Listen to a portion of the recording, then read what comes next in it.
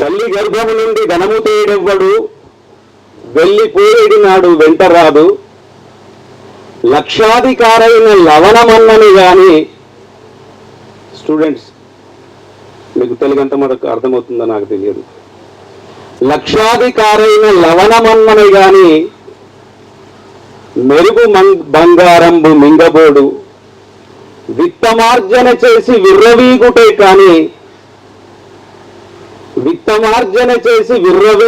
కానీ కూడబెట్టిన సొమ్ము కుడువబోడు, పొందుగా మరుగైన భూమి లోపల పెట్టి. 300 సంవత్సరాల క్రితం శేషప్ప కవి రాసుకున్నటువంటి పద్యం ఇది, నరసింహస్వామి శతకంలో. అప్పట్లో లాకర్లు లేవు, అందుకే ఈ మాట వాడాడు. పొందుగా మరుగైన భూమి లోపల పెట్టి, దాన ధర్మము లేక దాచి దాచి, తుదకు దొంగల కిత్తురో దొరలకవునో, భూషణ వికాస శ్రీధర్మపుర నివాస, దుష్ట సంహార నరసింహ దూరికి దూర. మా లక్ష్మణ ఎంత సంపాదించాడో ఏడ దాచిండో నాకు తెలియదు, కానీ దానం కోసం ధర్మం కోసం తపిస్తున్న విధానానికి మరొక్కసారికి మీకు మా నమోవాకాలన్న. ఇలాంటి కార్యక్రమాలను తలకెత్తుకోవడం అంటే మామూలు విషయం కాదు. గత 5 సంవత్సరాలుగా నేను మిమ్మల్ని ఎరుగుదును. మీరు సంపాదించిన దాంట్లో ఈ ధర్మం కోసం, భగవంతుడు చేసిన ఈ సృష్టి విధానం కోసం మీరు పాటుపడుతున్నందుకు మరొకసారి మీకు నమస్కరిస్తూ, ఇక నా ప్రకృతి వ్యవసాయం అనే దానికి నాకు 4 రంగాలలో 4 గురువులు. సాహిత్య రంగంలో నారాయణ రెడ్డి గారు, ఆధ్యాత్మిక రంగంలో చిన్నజీవ స్వామి గారు, అట్లాగే వ్యవసాయ రంగంలో పెద్దలు పాలేకర్ గారు. ఇలా గురువుల యొక్క మార్గనిర్దేశకత్వంలో నా ప్రయాణం సాగుతుంది.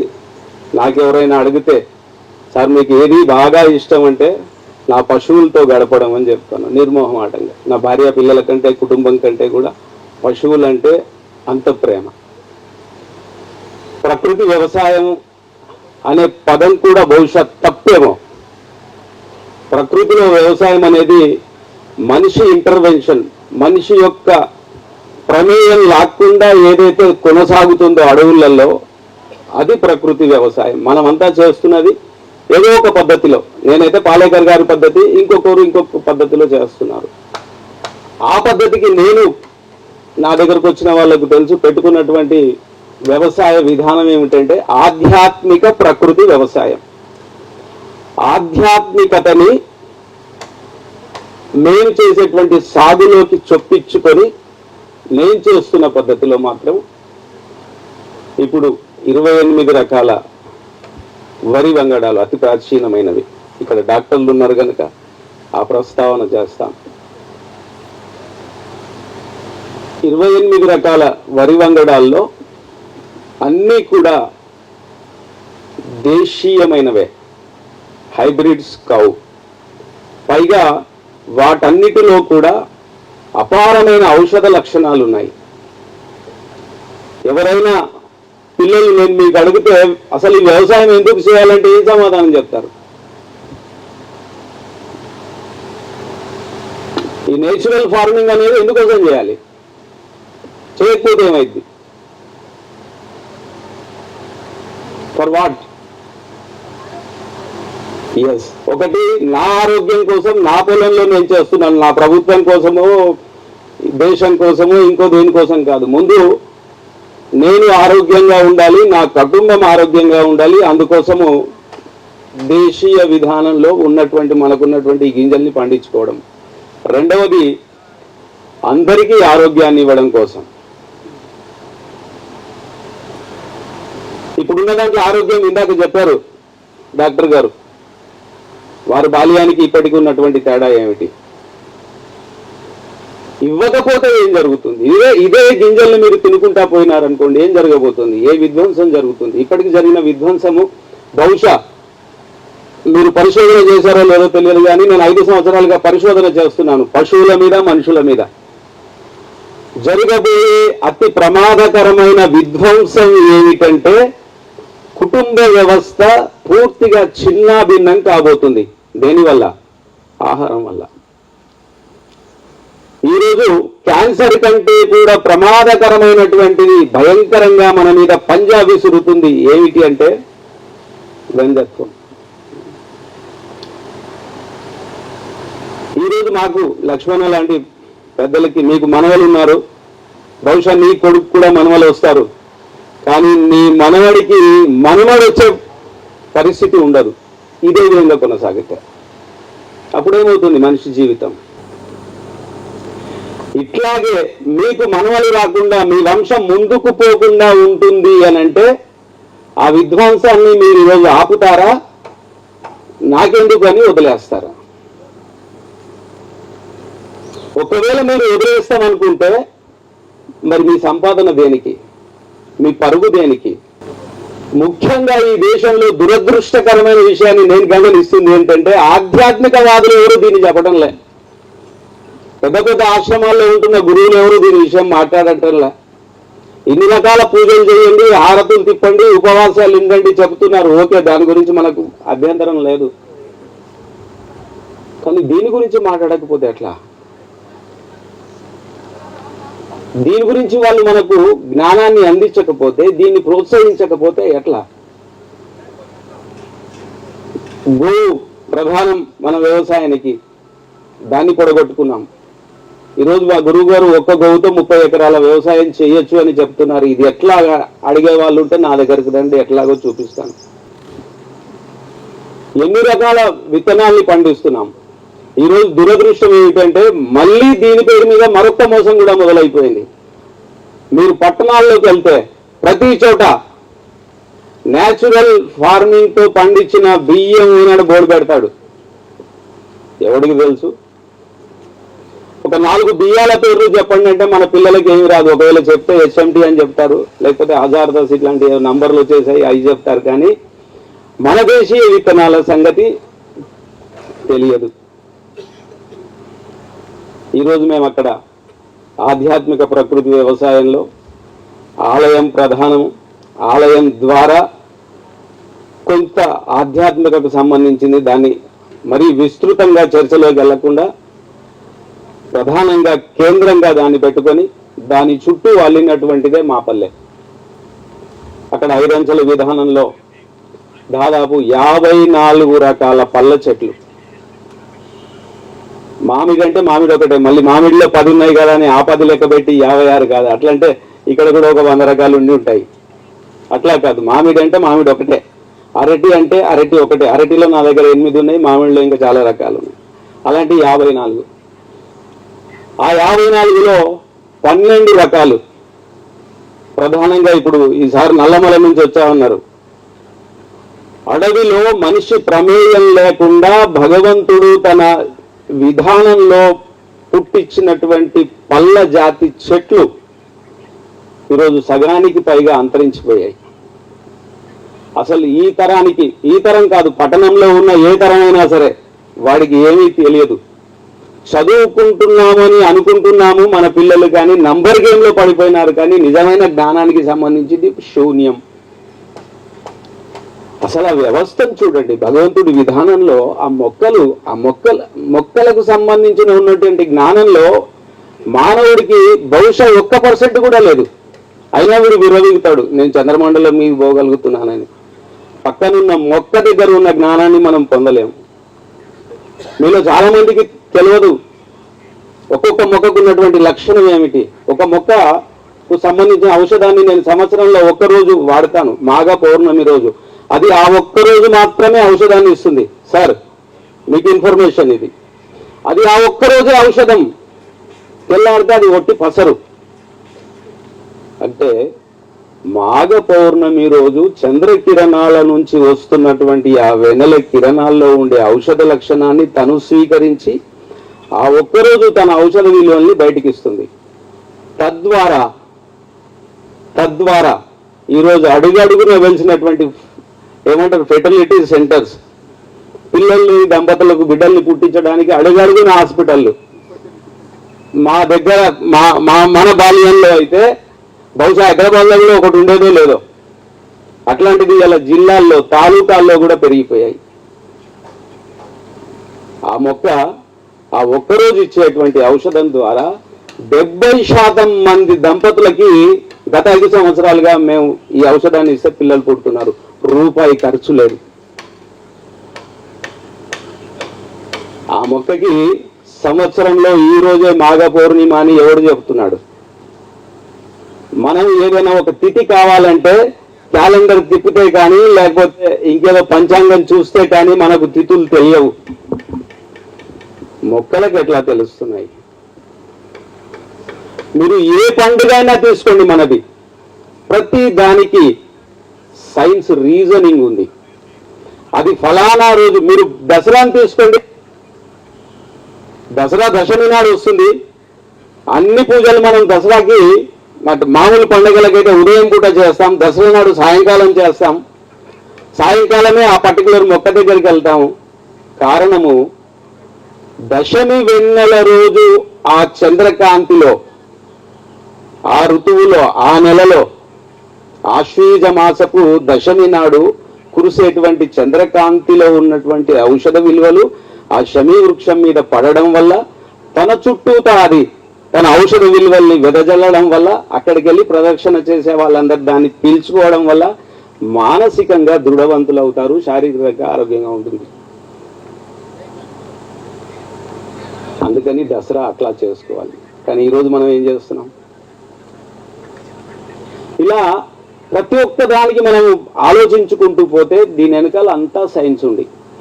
నా ప్రకృతి వ్యవసాయంలోకి మిమ్మల్ని అందరినీ ఆహ్వానిస్తాను. మీరు ఎప్పుడన్నా రండి, నేను అక్కడ అవైలబుల్ ఉంటాను. అందులో మా ప్రమేయం అంటూ ఏమీ ఉండకుండా ప్రకృతి తనంత తానుగా ఎట్లా మనకు సహకరిస్తుంది అది చేసుకోవడమే ఈ పాలేకర్ విధానంలో. దీంట్లో మనకు ఖర్చు లేదు. లేబర్ కష్టంగా ఉందని అన్నారు. అడవిలో ఏ లేబర్ పని చేస్తున్నాడు? అడవిలో అన్ని పనులు ఎందుకు పండుతున్నాయి? మీరు అడవిని సృష్టించుకోవడమే. మీ పొలాలలో మీరు అడవిని ఎంత సృష్టించుకుంటే మీకు పెద్దగా లేబర్ అవసరం లేకుండానే భగవంతుడు ఈ సృష్టి విధానంలో అన్నీ ఇస్తాడు. కాకపోతే దాన్ని ఎట్లా చేయాలి అనేది మనం నేర్చుకోవాలి. గురువులు చాలా మంది నేర్పే వాళ్ళు ఉన్నారు. మా ప్రాంతానికి వస్తే మేము పిల్లలకైతే నేర్పించగలుగుతాం. నా దగ్గరికి ఇప్పుడు లక్ష్మణ కూడా ఇక్కడ పిల్లల్ని టార్గెట్ చేసి ఇవన్నీ చేస్తున్నామని చెప్పారు. కొంచెం భిన్నంగా లక్ష్మణ చేస్తున్న దానికి భిన్నంగా మొదటి నుంచి అన్ని నేర్పిస్తాం. బెల్లం వండితే మేము బెల్లం వండుతాం. ఏ విధమైనటువంటి కెమికల్, ఫర్టిలైజర్, పెస్టిసైడ్ లేకుండా పండించేటువంటి చెరుకు ద్వారా బెల్లం సంవత్సరానికి 2 నెలలు బెల్లం వండుతాం. బెల్లం వండేటప్పుడు ఈ పిల్లలందరినీ పిలుస్తాం. ఒక్కొక్క రోజు ఒక్కొక్క స్కూల్ పిల్లలు వస్తారు మా దగ్గరికి. చెరుకు నరికే దగ్గర నుంచి బెల్లం తీసే వరకు. చివరికి వాళ్ళు బెల్లంతో చేసుకున్నటువంటి, వాళ్ళ చేతులతో చేసుకున్నటువంటి పదార్థాలు తినడం వల్ల నా లక్ష్యం ఏమిటంటే, నా దగ్గరకు వచ్చినటువంటి విద్యార్థి వాడి జీవిత కాలంలో నాతో గడిపినటువంటి ఈ క్షణాల్ని మర్చిపోకూడదు. అట్లయితేనే నా జన్మ సార్థకమైనట్టు. లేకపోతే ఇలా వచ్చి అలా వెళ్ళి తెల్లవారు మర్చిపోతే భగవంతుడు మనకిచ్చినటువంటి ఈ జ్ఞానాన్ని, తద్వారా మనం ఏదైతే ముందు తరానికి అందించాలనుకుంటున్నామో అది కోల్పోయినట్టు అవుతామని. లక్ష్మణ ముందు ముందు మీరు కూడా ఇలాంటి వాటిని ఈ ప్రాంగణంలో ఏర్పాటు చేయండి. ఒక గొప్ప ఎక్స్పీరియన్స్ ఇవ్వగలగాలి. చెప్పడం అందరు చెప్తారు. ఇవాళ సెల్ ఫోన్లో విస్తృతమైనటువంటి సమాచారం ఉంది. సమాచారం తెలుసుకోవడం వేరు, తెలుసుకున్న దాన్ని జ్ఞానంగా మలచుకోవడం వేరు, జ్ఞానంగా మలిచిన దాన్ని ఆచరించడం వేరు. చివరికి ఆచరించడం వల్లనే ఫలితం, కానీ మీరు తెలుసుకోవడం వల్లనో ఇంకొక దాని వల్లనో ఉపయోగం లేదు. ఇందాక గురువు గారు చెప్పినట్టుగా, నరేందర్ గారు మీరు చెప్పినట్టుగా ఇన్ని జరుగుతున్న విషయాలు, మన చుట్టూ ఇంత విధ్వంసం జరుగుతుంది, కానీ ఎవరికి వాళ్ళము ఏమీ పెట్టనట్టు వెళ్ళిపోతున్నాం. అలా జరిగినప్పుడు దీన్ని ఎవడు కాపాడాలి? ఎవడో ఒకడు రావాలంటే ఆ ఎవడో ఒకడు మనం ఎందుకు కాకూడదు? తల్లిదండ్రులకి శివాజీ అని పేరు పెట్టగానే పూనకం వస్తుంది, చప్పట్లు కొడతారు. కానీ వాళ్ళ ఇంట్లో మన్మటి రూపంలో ఒక శివాజీ పుడితే ఎవరా బుద్ధి లేదారా పడైపోతున్నామని మనమే అంటాం. మన ఇంట్లో శివాజీ పుట్టకూడదు, పక్కింట్లో పుట్టాలి. మనం ఆ పని చేయకూడదు. మా వ్యవసాయ విధానంలో లాక్డౌన్ అని ఒక పసుపును పండిస్తున్నాం. అన్ని ఔషధ విలువలతో కూడిన వాటిని ప్రధానంగా అంతరించిపోతున్న పళ్ళ మీద దృష్టి పెడుతున్నాం. భగవంతుడు భౌగోళికమైన పరిస్థితులకు అనుగుణంగా ఏ ఏ ప్రాంతాల్లో ఏ మొక్క పెరగాలనేది ఆయన శాసనం. అది మనం మన దగ్గర మన పక్కన ఆరోగ్యకరమైనటువంటి అడవి జీడి పండు ఉందనుకోండి. అడవి జీడి ఎంతమందికి తెలుసు? జీడి పండు ఒకరిద్దరు ముగ్గురు నలుగురు ఇక్కడ ఉండొచ్చు, ఇక్కడ ఉన్నాయి. ఎంత గొప్ప ఔషధం అది. సంవత్సరంలో ఒకసారి అది డిసెంబర్ జనవరి నెలలో వస్తుంది. అప్పుడు తింటే మళ్ళీ సంవత్సరం వరకు మనకు దగ్గు రాదు, జలుబు రాదు. ఒక్క సీజన్లో ఆ పండు తింటే 1 year వరకు. అంత గొప్ప ఔషధ విలువలు ఉన్నటువంటి వాటిని ఈరోజు మనము ముఖ్యంగా అడవులలో అయితే ఈ పోడు వ్యవసాయం పేరిట మొత్తం విధ్వంసం చేశారు. అదొక్కటి కాదు, ఈ ప్రాంతంలో చిటిమిటి పండ్లు అని ఎవరన్నా విన్నారా? చిటిమిటి పండ్లు అవి కూడా మనకు శీతాకాలంలో వస్తాయి. అద్భుతమైనటువంటి ఔషధ విలువలు ఉన్న పండు ఈరోజు కనబడుతున్నాయా? ఇంకొక విషయం ఏంటంటే ఆ చెట్టుని మిగతా చెట్లలాగా ఇక్కడ నుంచి పీక్కపోయి ఇంకో దగ్గర పెడదామంటే అది ఉండదు. అది 2 రాళ్ల మధ్యనే మొలుస్తుంది. దాన్ని మీరు తీసి ఇంకో దగ్గర పెట్టడం కోసం ప్రయత్నం చేస్తే అది తనకు తానుగా ఎంత ఒకటి ఉంటారు కదా మన మనుషుల లోపల అంతరంగంలో ఉండేవని, అది అలాంటి మొక్క. తనకు తాను భయంతో చచ్చిపోతుంది అది. మీరు ఇక్కడ ఇందాక చూశాను, లజ్జ అనే ఒక మొక్క ఉంది. దాన్ని ఏమంటారు? లక్ష్మీ నాట్, రాజవంతి. సో దాని అత్తిపత్తి, కానీ దానికి అద్భుతమైన పేరు మాత్రం లజ్జ.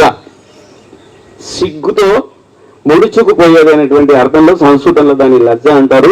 ఇంకొక దాన్ని అతి లజ్జ అంటారు. 2 అందులో టచ్ చేయగానే అది ముడుచుకుపోతుంది.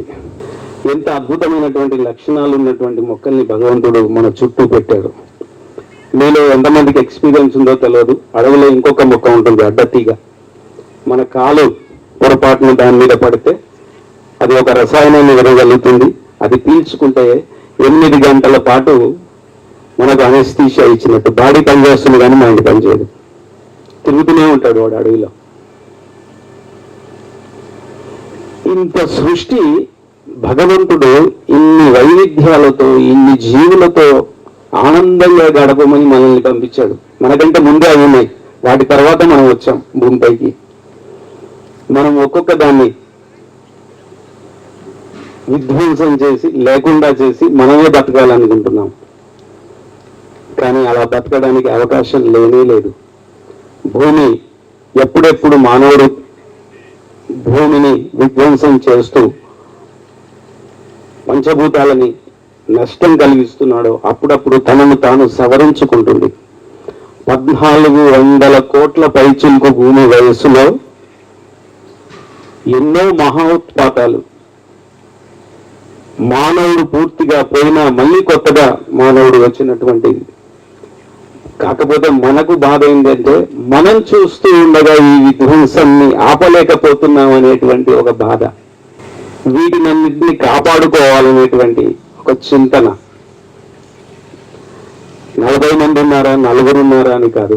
ఈ 40 మందిలో 4 అయినా ఇక్కడ పెట్టినటువంటి విత్తనాలకు వెళ్ళి ఆ విత్తనాలను మళ్ళీ రక్షించుకునేటువంటి విధానానికి మనమందరం పూనుకుంటే ఎక్కువ కాలం కాదు. కరోనా వచ్చి మనకు చాలా నేర్పించిపోయింది. కరోనా నష్టం చేసిందా, లాభం చేసిందా అంటే నాలాంటి మూర్ఖుడు మాత్రం లాభమే చేసిందని చెప్తాడు. కనీసం మనిషికి తెలిసి వచ్చింది, నువ్వు ప్రకృతిలో సుప్రీం కాదు, నువ్వు ప్రకృతిలో భాగం మాత్రమే. నువ్వు నియంత్రవు కావు, ప్రకృతిని నియంత్రించలేవు అని కరోనా మనకు నేర్పింది. దాని తర్వాతే ఇంతమంది ఇప్పుడు ప్రకృతి వ్యవసాయం మీద పడ్డారు. అంతకుముందు పిలిచి మాట్లాడితే వాడు వచ్చేవాడు కాదు. ఇప్పుడు మీటింగ్ పెడితే వస్తున్నారు, సరే వాళ్ళు వెళ్ళి చేస్తున్నారా లేదా వేరే విషయం, కానీ ఆసక్తి చూపిస్తున్నారు.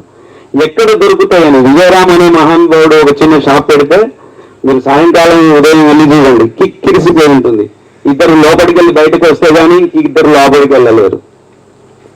ఎందుకంటే అక్కడ నమ్మకంతో కూడినటువంటి గింజలు దొరుకుతున్నాయని ప్రచారంలో ఉండడం, ఆయన అంత నమ్మకంగా వాటిని అందించడం. మిగతా చోట్ల బోర్డు ఉంటుంది కానీ అందులో ఉన్నది నిజమా అనేది ఎవరికి తెలియదు. నిజంగా మన దగ్గర ఏముంది, మీరు బియ్యాన్ని చేతులు పెట్టుకొని ఇది ప్రకృతి ప్రకారంగా పండించారు, లేకపోతే ఇది రత్నచోడి, ఇది రాజముడు, ఇది మాపిల్ల సాంబా, ఇది బహురూపి, ఇలా ఇన్ని పేర్లు బియ్యాన్ని చెప్తే ఎవరు గుర్తుపడతారు? నోట్లో వేసుకుంటే కూడా చెప్పలేని స్థితి కొన్నిటికి. కేవలం నమ్మకం. ఆ నమ్మకాన్ని రైతు పూర్తిగా అదే నమ్మకంతో పనిచేయగలిగితే డబ్బుకు కొదవలేదు.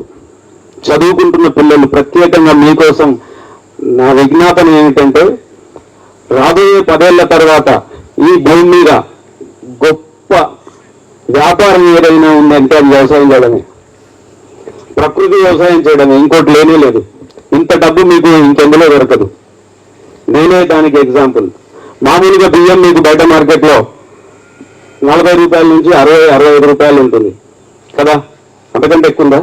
65, 70, 75 అంతే కదా.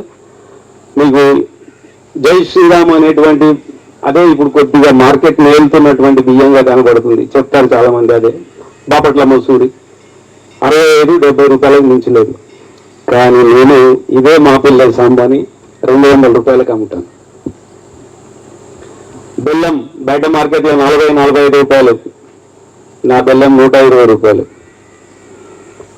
లేదు అంటే 10 రోజులు నిలబడతారు. గానుగా నడిస్తే ఆ గానుగ దగ్గర నిలబడతారు, గానుగ అయినాక ఆ ఆయిల్ తీసుకెళ్ళడానికి. కారణం ఏమిటి? ఒకటి ఆధ్యాత్మిక సంస్థ, రెండవది నమ్మకం. వాళ్ళ కళ్ళ ముందు ఈ వ్యవసాయం కనపడుతుంది. అరటి పళ్ళు నా దగ్గర 8 రకాలు ఉన్నాయి, దాదాపు 80 రూపాయల నుంచి 100 రూపాయలు, బయట 35 రూపాయలు. ఎందుకు కొంటున్నారు? కరోనా నేర్పించింది, బిడ్డ ఇది తినకపోతే నీ లోపల రోగ నిరోధక శక్తి సన్నగిల్లుతుంది, బయట నుంచి అన్ని దాడి చేస్తాయి. అప్పుడు నీ డబ్బు నిన్ను కాపాడలేదు, ఈ గింజలే కాపాడతాయి, ఈ ఆహారమే కాపాడుతుంది. అలా తెలుసుకున్న వాళ్ళందరూ లైన్ కట్టేస్తారు. దానికోసం ఇక్కడ ఉన్నటువంటి రైతులు సిద్ధం కండి. డబ్బు గురించి మీరు మర్చిపోండి. రేపు రాబోయే మీ తరానికి మీ క్షేత్రం గింజల రూపంలో మీకు అనంతమైనటువంటి ధనాన్ని, అంతకు మించి సంతృప్తిని, అంతకు మించి మానసిక ప్రశాంతతని, సమాజంలో గౌరవాన్ని, ఈ 4 విషయాల్ని ఈ వ్యవసాయం ద్వారా మనం పొందుతాం. ఇవాళ మిగతా వ్యాపారాలలో డబ్బు సంపాదిస్తుండొచ్చు, కానీ గౌరవం ఎంత పొందుతున్నాడంటే క్వశ్చన్ మార్క్.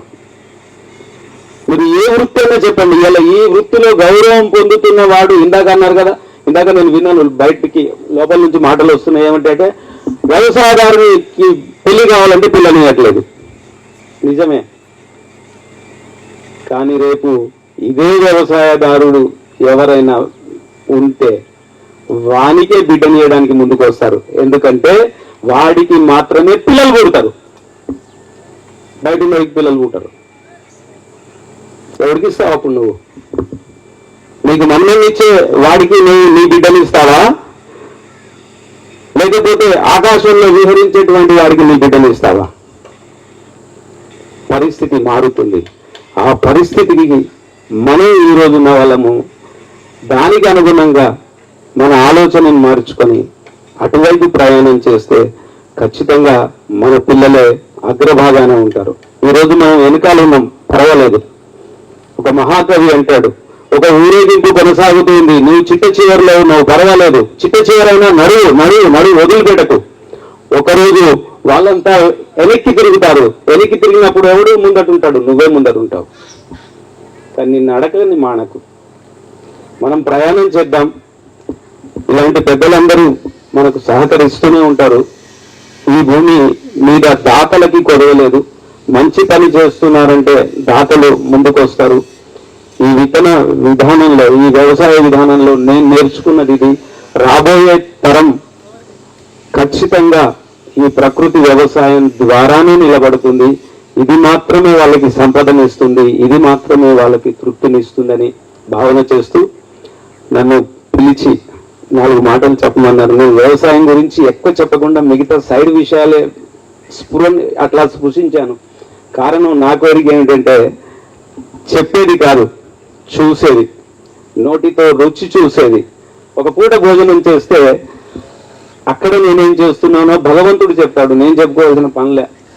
ఇంతసేపు నన్ను భరించి విన్నందుకు మీ అందరికీ కృతజ్ఞతలు, ధన్యవాదాలు తెలుపుతూ మీ అందరికీ మా పల్లెకి రావాల్సిందిగా ప్రార్థన చేస్తూ, అక్కడ జరిగే విషయాల్ని స్వయంగా మీరు పరిశీలన చేసి మీ అనుభూతి ద్వారా పొంది రాబోయే మీ తర్వాతి తరాన్ని దానికి సిద్ధం చేయండి అని చెబుతూ, విజయం ఖచ్చితంగా మట్టిదే. మట్టికే అంతిమ విజయం. మధ్యలో ఎన్ని వచ్చి ఎన్ని పోయినా ఏది నిలబడిగేది కాదు. ఈ శరీరం మధ్యలో వచ్చింది, మధ్యలో పోతుంది. ఎక్కడి నుంచి వచ్చిందో అక్కడికే పోతుంది. మేము ఆధ్యాత్మిక ప్రకృతి విషయంలో ఒకటే చెప్తాం, భగవంతుని సృష్టి విధానంలో మీ కంటికి కనిపిస్తున్నది లేదా మీరు దాన్ని పట్టుకుంటే మీకు అనుభూతినిస్తున్నది ఏదైతే ఉన్నాయో అవన్నీ ఎక్కడెక్కడి నుంచి వచ్చాయో తిరిగి అక్కడక్కడికే వెళ్ళిపోతాయి. ఈ శరీరంలో నీరుంది, ఇది పడిపోయిన తర్వాత నీటిలో కలిసిపోతుంది. ఈ శరీరంలో గాలి ఉంది, అనంత వాయువులో కలిసిపోతుంది. ఈ శరీరంలో మట్టి ఉంది, మట్టిలో కలిసిపోతుంది. ఈ శరీరంలో అగ్ని ఉంది, అగ్నిలో కలిసిపోతుంది. ఈ శరీరంలో ఆకాశతత్వం ఉంది, అది ఆకాశతత్వంలో కలిసిపోతుంది. మిగిలింది ఏంటిది మనకు చివరికి మట్టి. ఈ మట్టిని పరిరక్షించడానికి మీరందరూ చేతులు కలపాలని ప్రార్థన చేస్తూ, అమ్మ నీలమ్మకి భగవంతుడు పరిపూర్ణమైన ఆయుష్నిచ్చి ఈ ఉద్యమాన్ని, ముఖ్యంగా ఎందుకంటే మాతృమూర్తులు ఈ ఉద్యమాన్ని ముందుకు నడిపిస్తే మరింత ముందుకెళ్తుంది. మగవాళ్ళం మేము ఎంత చేసినా మాతృత్వపు ఛాయని మాత్రం అందివ్వలేము ప్రపంచానికి. మీరు నైతికంగా నిజాయితీతో చేసేటువంటి దీనికి భగవంతుడి ఆశీస్సులు పరిపూర్ణంగా ఉండాలని ప్రార్థన చేస్తూ